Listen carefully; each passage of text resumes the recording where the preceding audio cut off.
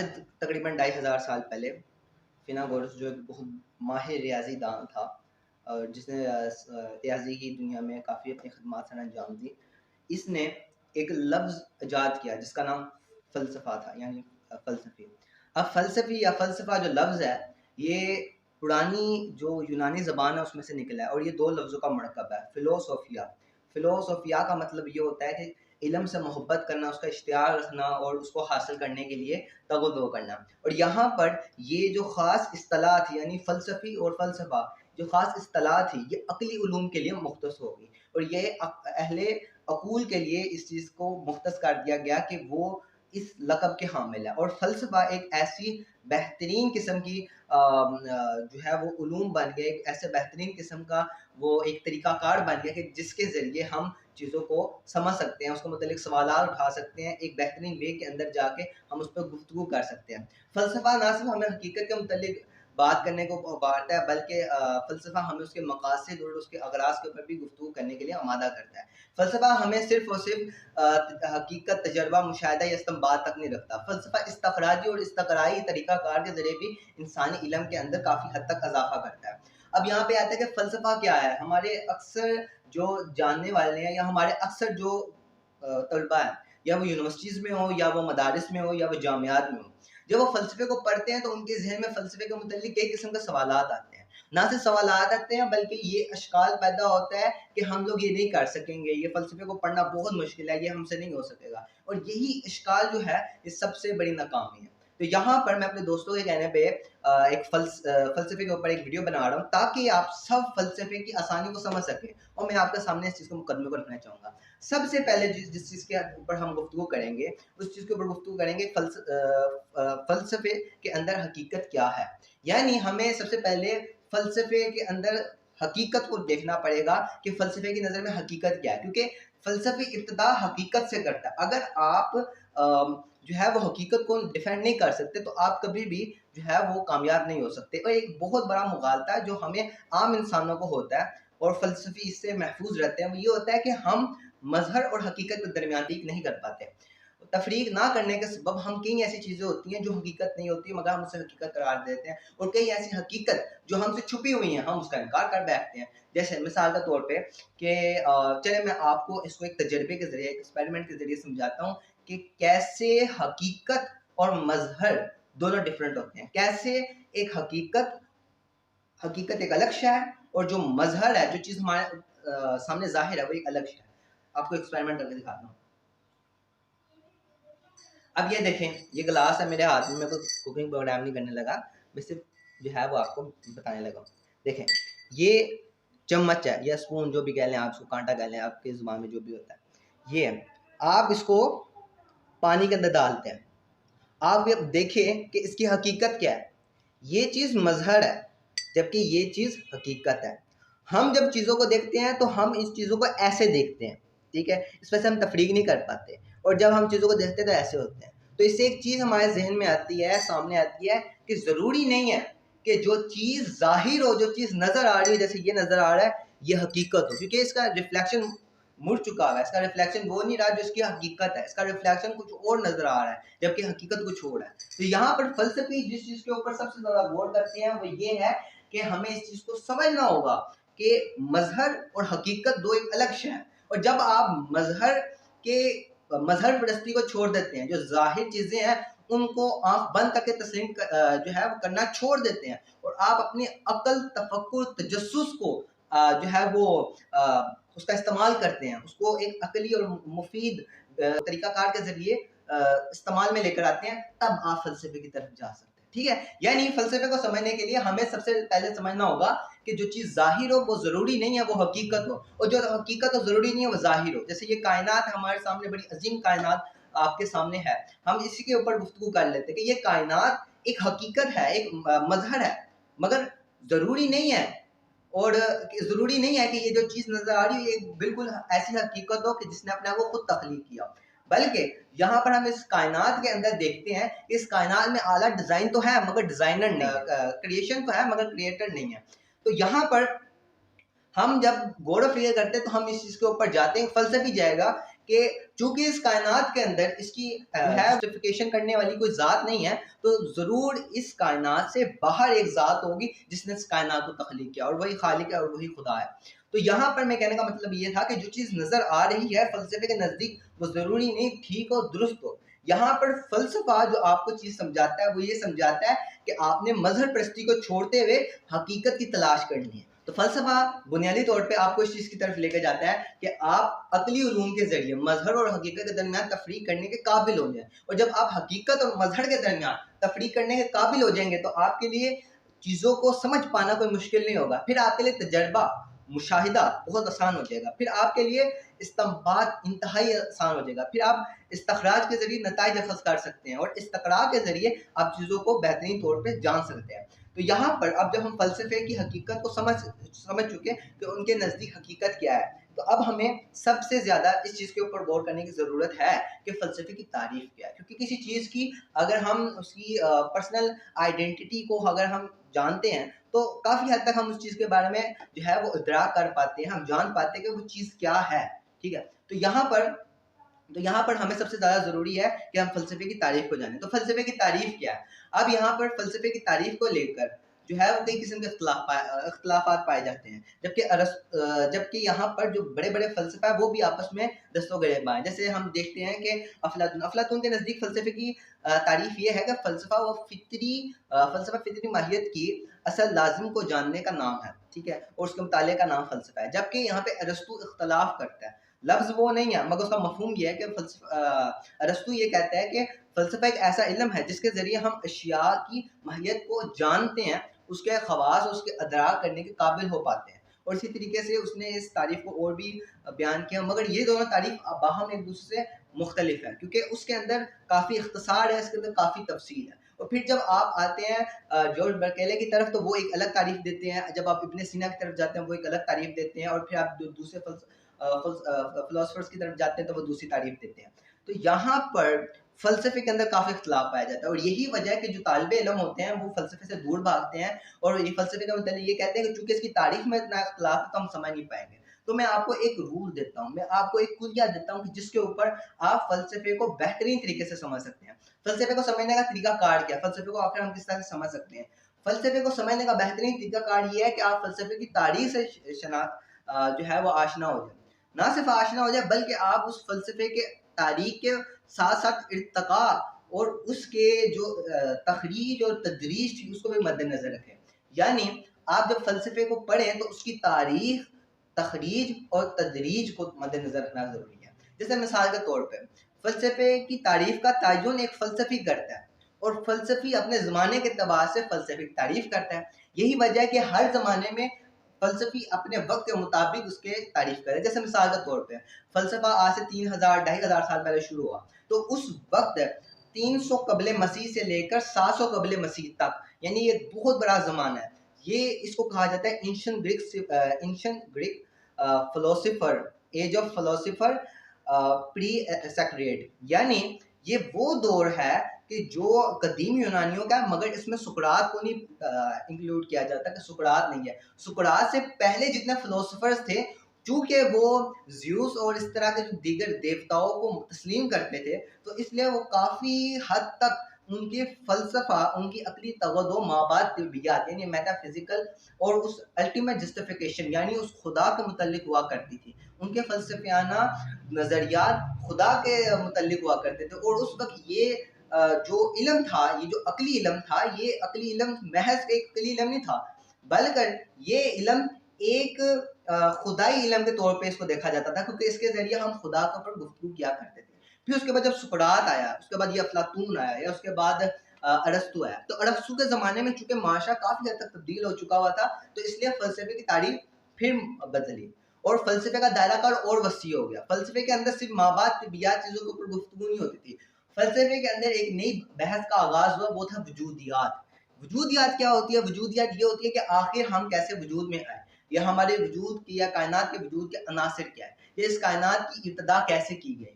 یعنی وہ مابعد طبیعت چیزوں کے اوپر تو گفتگو جاری رہی، مگر اس کے ساتھ ایک نئی بحث کا آغاز ہو گیا۔ اسی طرح سے ریاست کا نظم و ضبط، اس کے اندر بھی جو فلسفہ تھا اس کی بھی وضاحت کی گئی، اخلاقیات کے متعلق فلسفے کی وضاحت کی گئی، انصاف کے متعلق فلسفے کی وضاحت کی گئی، اور فلسفے کے ذریعے اور بھی چیزوں کی وضاحت کی گئی. اور اس وقت یہ تاریخ بالکل بدلی جا چکی تھی، افلاطون کے زمانے میں اور ان کے زمانے میں یہ تاریخ بالکل بدلی جا چکی تھی.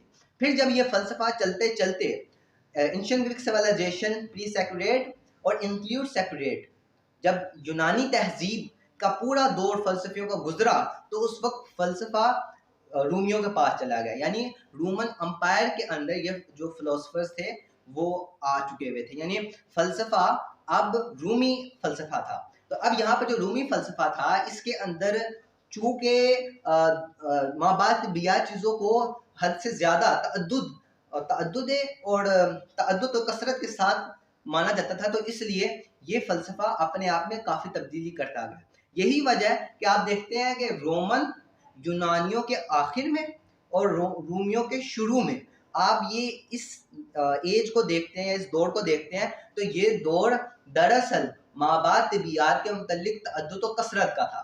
آپ اس میں دیکھیں گے مونوتھیسٹ یعنی کائنات کے وجود کی جو توجیہ ہے اس کے ایک ہونے کا نظریہ.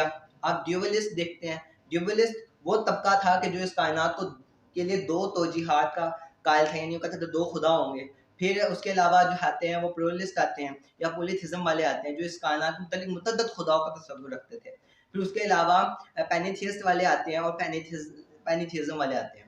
یعنی پھر اس وقت جب فلسفہ اپنے مختلف ادوار میں گیا تو اس کی عصر حاضر کے تقاضوں کی وجہ سے اس کے اندر تبدیلیاں آتی ہیں. پھر یہی جب عرب کے اندر آیا جو آپ یہ دیکھتے ہیں کہ اس کی اثرات کافی اکثر مختلف ہو گئے. وہ یونانی فلسفہ جو حقیقی فلسفہ تھا جو دنیا سے ختم ہو رہا تھا، عربیوں نے اسے دوبارہ سے زندہ کیا، مسلمانوں نے اسے دوبارہ سے زندہ کیا، اس کو ایک نئے جو ہے وہ اندر ایک نئے خاکے کے اندر پیش کیا. جیسے مثال کے طور پہ ہم دیکھتے ہیں کہ ایرسٹوٹل یعنی ارسطو کو کوئی بھی نہیں پڑھتا تھا. مطلب یہ ہے کہ ارسطو کو سمجھنا بہت مشکل ہوا کرتا تھا، مگر ابن سینا نے ارسطو کے فلسفے کو زندہ کر دیا، سقراط کے فلسفے کو زندہ کر دیا، افلاطون کے فلسفے کو زندہ کر دیا. اور صرف یہ نہیں بلکہ ابن رشد نے بھی ارسطو کے فلسفے کو کافی حد تک ترویج دی. ابن عربی علیہ رحمہ کو دیکھ لیں تو انہوں نے ایک فلسفے کی نئی شاخ یعنی روحانیات کی طرف جو ہے انہوں نے رجوع کیا. اور امام غزالی نے تو انتہا کر دی. امام غزالی کے متعلق انشاءاللہ ایک اگلے ویڈیو بناؤں گا. مگر بات کہنے کا مطلب یہ ہے کہ جو فلسفہ تھا وہ ہر زمانے میں الگ ہوتا گیا. اور پھر اس کے بعد جب یہ فلسفہ یورپ کے اندر آیا تو چونکہ یورپ کے اندر ایک ایسی فضا قائم ہو چکی ہوئی تھی جس میں لوگ مابعد طبیعت چیزوں سے یا مذہب سے منکر تھے، تو یہ فلسفہ تشکیک کی طرف چلا گیا. یہ تشکیکی فلسفہ ہو گیا. یہی وجہ ہے کہ برکلے نے پہلے اپنی ذات کے علاوہ تمام چیزوں کا انکار کر دیا، پھر ڈیوڈ ہوم نے تمام چیزوں کا انکلوڈ اپنی ذات کا بھی اس نے انکار کر دیا، یعنی وہ حد سے زیادہ تشکیک تک چلا گیا. تو اس وقت جو تعریف کی گئی وہ الگ تھی. یعنی اگر ہم شروع سے لے کر آج تک کی تاریخ کے اوپر غور و فکر کریں، تاریخ کے اوپر غور و فکر کریں تو آپ کو یہ واضح ہو جائے گا کہ چونکہ تاریخ بدلتی رہی، اذہان بدلتے رہے، فلاسفہ بدلتے رہے، اسی وجہ سے یہ فلسفہ بھی اس کی تاریخ بھی بدلتی رہی. یہی وجہ ہے کہ اس کی تاریخ بھی بدلتی رہی. یونانیوں کے وقت میں فلسفہ ایک الگ حیثیت رکھتا تھا اور آج کے وقت میں فلسفہ ایک الگ حیثیت رکھتا تھا. عرب معاشرے میں فلسفہ ایک الگ حیثیت رکھتا تھا. رومیوں کے نزدیک فلسفہ ایک الگ حیثیت میں رکھتا تھا. اور اسی کے ساتھ ساتھ ہر معاشرے کے اندر فلسفہ ایک الگ حیثیت رکھتا تھا. یہی وجہ کہ اس تعدد آراء کی وجہ سے اس کی تعریفات میں اختلاف آ گیا. اب آپ سوال کریں گے کہ سر یہ تو آپ نے بالکل ٹھیک کہا کہ فلسفے کے اوپر جو مشکلات ہمیں پیش آ رہی ہیں وہ تو حل ہوگی کہ آپ کو ان فلسفیوں کے ادوار کے اوپر غور و فکر کرتے ہوئے فلسفے کو سمجھنا چاہیے، پھر آپ کا مطلب بہترین طریقے سے آپ فلسفے کو سمجھ سکتے ہیں. تو اب ہمیں یہ بتائیں کہ جو فلسفے کی ایک ایسی تعریف جو تمام تر تغیرات سے پاک ہو. یعنی ابھی ہم نے فلسفے کو دیکھا کہ فلسفے تغیر زمان کی وجہ سے یعنی تبدیلیوں کی وجہ سے، زمانے کی تبدیلیوں کی وجہ سے کافی حد تک تعریف تبدیل ہوتی گئی. تو ایک حقیقی فلسفے کی تعریف کیا ہے؟ حقیقی فلسفے کی تعریف کیا؟ تو میں آپ کو یہ بتاؤں گا کہ میرے نزدیک یعنی ماتریدی کے نزدیک فلسفے کی تعریف یہ ہے کہ فلسفے کی تعریف ایک ایسا علم ہے جو اپنے محدود عقل کے ذریعے عقلی طریقہ کار اپناتے ہوئے حقیقت تک پہنچے، پھر اس کے بعد اس حقیقت کو بطور مشاہدہ اور تجربہ محسوس کریں اور اس کے بعد استنباط کے ذریعے اور استخراج کے ذریعے اور استقراء کے ذریعے اس چیز کو ثابت کرنا، اس چیز کا نام فلسفہ ہے۔ اور صرف فلسفہ اس چیز کے اوپر نہیں رکتا کہ وہ کسی چیز کی حقیقت کو اور اس کے اوپر تجربات کو یا اس کے اوپر جو استخراج یا استقراء کے اوپر گفتگو کر کے رک جائے، بلکہ فلسفے کی مقصد یہ ہے کہ فلسفہ اس کے مقصد اور اغراض کو اوپر لے کر آئے۔ یعنی فلسفہ ایک ایسا علم ہے جس کے اندر ہم اپنے عقلی محدود صلاحیتوں کے ذریعے اشیاء کے اوپر غور و فکر کریں، اور نہ صرف غور و فکر کریں بلکہ حقیقت، مشاہدہ، تجربہ، استنباط، استخراج اور استقراء کے بعد ہم اس چیز کے اوپر اس کے مقاصد اور اغراض کے اوپر سے گفتگو کریں۔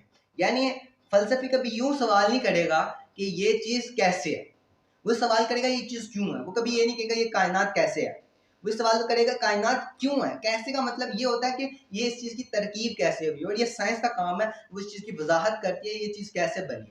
مگر فلسفہ اس کے مقصدیت کے اوپر جاتا ہے کہ یہ چیز کیوں بنی، یہ کائنات، سائنس یہ بات کرے گی یہ کائنات کیسے بنی، وہ کیوں کا جواب نہیں دے سکتی۔ یہی بات ہے اسٹیفن ہاکنگ نے اپنی بریف ہسٹری آف ٹائم کے اندر اس چیز کا جواب دینے سے جو ہے وہ اپنی عاجزی ظاہر کر دی۔ جبکہ فلسفہ اس چیز کے اوپر گفتگو کرے گا یہ کائنات کیوں بنی، ہم کیوں ہیں، ہمارا مقصد کیا ہے، یہ اس کائنات کا ذرہ ذرہ ایسا کیوں ہے، وہ ان تمام تر چیزوں کے سوال میں کیوں اٹھائے گا، اور اس کے جواب کے اوپر ایک تسکین اور جو ہے وہ تسکین اور تسلی کی خاطر اس کے جواب کے لیے توجہ کرے گا۔ تو یہاں پر شاید میں اپنا مقدمہ واضح کرنے میں کامیاب رہا ہوں کہ دراصل فلسفہ ایک عقلی علم ہے کہ جو کسی چیز کی حقیقت کے اوپر گفتگو کرتا ہے، اور نہ صرف اس کی حقیقت کے اوپر گفتگو کرتا ہے بلکہ اس کے مقاصد کو بھی مد نظر رکھتا ہے کہ اس کا پرپس کیا تھا، اور اس کے اغراض کو بھی مد نظر رکھتا ہے۔ تو فلسفہ اپنے اعتبار سے کافی آسان ہے۔ اب بات آتے ہیں فلسفے کا مقصد کیا ہے۔ ہم نے حقیقت کے اوپر گفتگو کی، پھر ہم نے گفتگو کی اس کی تعریف کے اوپر، اس کی تاریخ کے اوپر، اب ہم اس کے اوپر گفتگو کرتے ہیں کہ فلسفے کا مقصد کیا ہے۔ فلسفے کا مقصد، جس طرح ہر چیز کا ایک مقصد ہوتا ہے، فلسفے کا بھی ایک مقصد ہے۔ فلسفے کا مقصد یہ ہے کہ وہ اشیاء کی حقیقت اور ان کی مقصدیت کے اوپر گفتگو کرے۔ یعنی فلسفہ کبھی بھی اس چیز کے اوپر نہیں آئے گا کہ وہ اس کی ماہیت یا اس کی جو ہے وہ ترکیب یا تحلیل کیا ہے۔ فلسفہ ہمیشہ اس چیز کے عدم و وجود کے اوپر گفتگو کرے گا کہ کیا وہ چیز معدوم ہے، کیا وہ چیز وجود رکھتی ہے۔ اگر وہ معدوم ہے تو کیا وہ عقلی تناظر میں معدوم ہے، یا اس کا معدوم ہونا یعنی اس کا نہ ہونا عقلی طور پہ لازم ہے۔ اگر وہ عقلی طور پہ لازم نہیں ہے تو وہ ممکنات کے اندر آتی ہے، اور اگر ممکنات کے اندر آتی ہے اور وہ ممکن ہے تو سوال یہاں پر یہ پیدا ہوتا ہے کیا وہ چیز ممکن ہے، یا وہ اپنا وجود رکھتی ہے، یا وجود رکھتی ہے۔ اگر وہ وجود رکھتی ہے کیا اس کے وجود کے اوپر کوئی منطقی تضاد آتا ہے، اگر منطقی تضاد نہیں آتا تو کیا منطقی لزوم آتا ہے۔ یعنی وہ اشیاء کے عدم و وجود کے اوپر گفتگو کرتی ہے، اشیاء کی چیزوں کے اوپر گفتگو کرتی ہے، اشیاء کی حقیقت کے اوپر گفتگو کرتی ہے، اشیاء کی مقصدیت کے اوپر گفتگو کرتی ہے۔ یہی وجہ ہے کہ آپ دیکھیں گے ارسطو نے اپنے زمانے کے اندر، ارسطو نے اور سقراط نے اور افلاطون نے اپنے زمانے کے اندر اس کائنات کے مقصد کے اوپر گفتگو کی۔ کائنات کے وجود کے اوپر تو انہوں نے گفتگو کر دی، وہ اس چیز کو کہتے تھے کہ اس کائنات کا وجود ہونا ضروری ہے، اور وہ ایک الگ پرسپیکٹو میں کہتے تھے کہ وہ قدیم کہتے تھے، حالانکہ ہمارا نظریہ کہ کائنات حادث ہے اور ہمارے پاس اس کے اوپر فلسفیانہ ثبوت بھی ہے، مگر چونکہ وہ ان کا وہ نظریہ تھا کہ یہ کائنات جو ہے وہ قدیم ہے، مگر اس کے ساتھ یہ بھی سوچتے تھے کہ یہ کائنات کیوں ہے، ٹھیک ہے، یہ انسان کیوں ہے، ہمارے پاس یہ دماغ کیوں ہے، اور وہ اس طرح کے سوالات کرتے تھے۔ فلسفے کا مقصد، اس کا جو مین سبجیکٹ ہے وہ یہ ہے کہ کیوں کا جواب دیا جائے، اشیاء کے مقصد کے اوپر گفتگو کی جائے، اشیاء کی اغراض کے اوپر گفتگو کی جائے، اشیاء کے اثرات کے اوپر گفتگو کی جائے، اشیاء کے افادیت کے اوپر گفتگو کی جائے، اشیاء کے مضر ہونے کے اوپر گفتگو کی جائے۔ تو فلسفے کا بنیادی مقصد اشیاء کے اوپر ان کے مقصدیت کے اعتبار سے سوال کرنا ہے۔ تو میرے خیال سے آپ کو یہ چیز سمجھ آ گئی ہوگی کہ فلسفہ کیا ہے، اور انشاءاللہ اس کی اگلی جو ویڈیو آئے گی اس میں میں آپ کو اور تفصیل سے بتاؤں گا کہ فلسفہ اور سائنس میں کیا فرق ہے، اور فلسفہ اور فلسفے کے عملی مطالعے کے فوائد کیا ہوں گے، اور فلسفے کی جو دیگر شاخوں میں اپنا کردار ہے، انشاءاللہ ہم اس کے اوپر گفتگو کریں گے۔ دعا میں یاد رکھیے گا۔ اللہ حافظ۔